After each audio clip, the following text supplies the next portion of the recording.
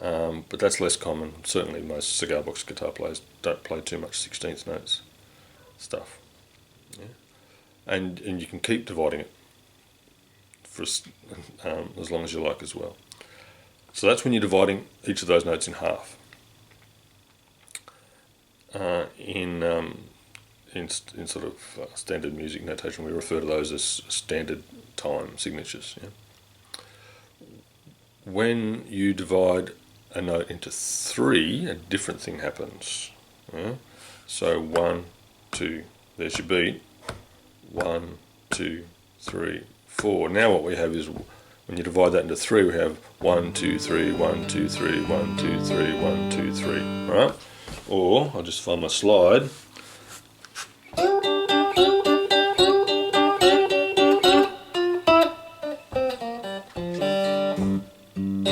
Yeah, 1, 2, 3, 1, 2, 3, da da da da da da. Right, your classic blues sort of 12/8 thing. So 12/8, I've said it. What 12/8 means is that that's a different time signature. It's not the same as 4/4. It's 12/8. So there are 12 notes in every bar, and each of those notes is worth an eighth note. Right? Now the eighth note is the quaver when it's written down. That time signature only makes sense when it's written down. Because it helps you to read the thing. That's why it exists. That's why it's there in the first place. But it also helps you to understand how it all works, and as does reading, which is why we're doing this in the first place. So 12/8 is 1, 2, 3, 4, 5, 6, 7, 8, 9, 10, 11, 12. 1, 2, 3, 4, 5, 6, 7, 8, 9, 10, 11, 12.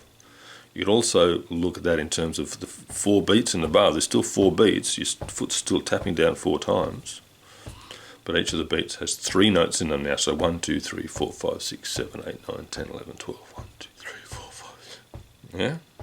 So if you play all 3 of them all at the same time, it's 1, 2, 3, 1, 2, 3, 1, 2, 3, 1, 2, 3, 1, 2, 3, 1, 2, 3, 1, 2, 3, 1, 2, 3, 1. Yeah? Like that.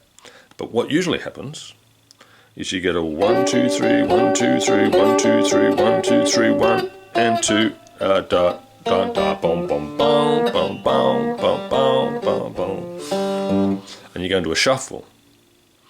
So what the shuffle does is it's still 1, 2, 3, 1, 2, 3, 1, 2, 3, but the 2 is subsumed under the 1, if you like. So instead of going 1, 2, 3, 1, 2, 3, you go 1, 3, 1, 3, 1, 3, 1, 3.